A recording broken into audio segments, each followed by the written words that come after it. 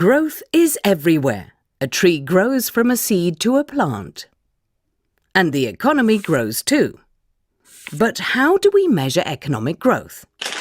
The value of all the products manufactured and sold in a country over the course of 1 year, along with everything that people do and get paid for, all that amounts to the gross domestic product. When people earn more money and then buy more products and services, the economy grows.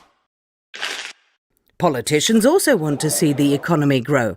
That's why they work toward achieving greater employment, stable prices, and a balance between imported and exported goods. More growth means more money. But for whom? The common belief that greater wealth means greater prosperity for all doesn't reflect reality. It all depends on how the money is distributed. Often when an economy grows very quickly, that distribution is very unequal. But is there a point when an economy has finally matured? The resources that industry requires to grow are limited, and the need for raw materials often does not take nature into account. Since the 1970s, some economists have been warning about the limits of growth. They suggest that quality of life should also factor into the equation, along with material growth. In Bhutan, a country in the Himalayas, that's already the case. Their gross national happiness is measured. In addition to income, it is made up of how healthy people and nature are, as well as the opportunities people have in life and how at ease they feel in society. Economic growth and contentment have the same value. The recent past has seen greater economic inequality in America than at any time since the Great Depression. In the 3 decades after World War II, American incomes grew quickly and equally. But starting in the late 1970s, things began to change. Today, 1% of Americans are taking home nearly 20% of the country's total income and own more than 35% of America's wealth. And it didn't happen by accident. It's the result of policy decisions on taxes, education, trade, labor, macroeconomics, and financial regulation, all of which shifted economic power away from low and moderate income American families. Economic inequality is real, it's personal, it's expensive, and it was created. Since the 1960s, tax rates on very high incomes have been slashed dramatically, starving public investments in schools and roads and everything else needed to build our economy, and providing ever greater incentives to rig the economy's rules to send more money to the top.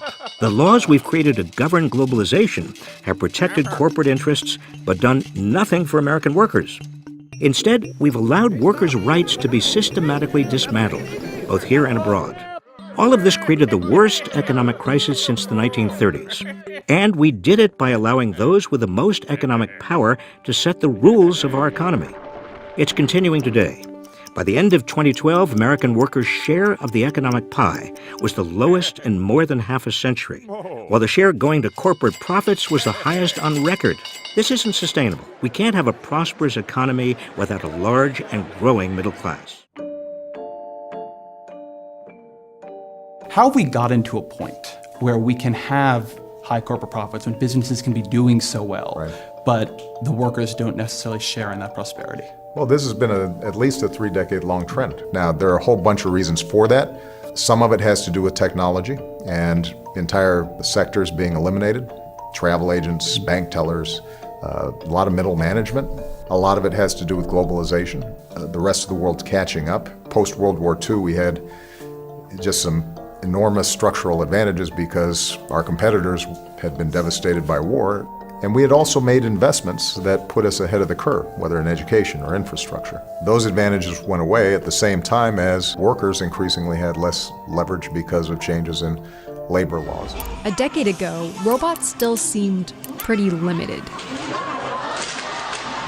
Now, not so much.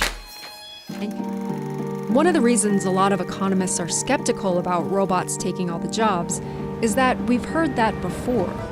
What you realize when you look through these old reports is that it's really easy for us to see the jobs being replaced by machines. It's a lot harder to visualize the jobs that come from what happens next. New technology creates jobs in a few ways. There are the direct jobs for people who design and maintain the technology, and sometimes whole new industries built on the technology. But the part we tend to forget is the indirect effect of labor-saving inventions. When companies can do more with less, they can expand, maybe add new products or open new locations. And they can lower prices to compete. And that means consumers can buy more of their product. Or if we don't want more of it, we can use the savings to buy other things. Maybe we go to more sports events or out to dinner more often. Maybe we get more haircuts or add more daycare for the kids. This process is how our standard of living has improved over time, and it's always required workers.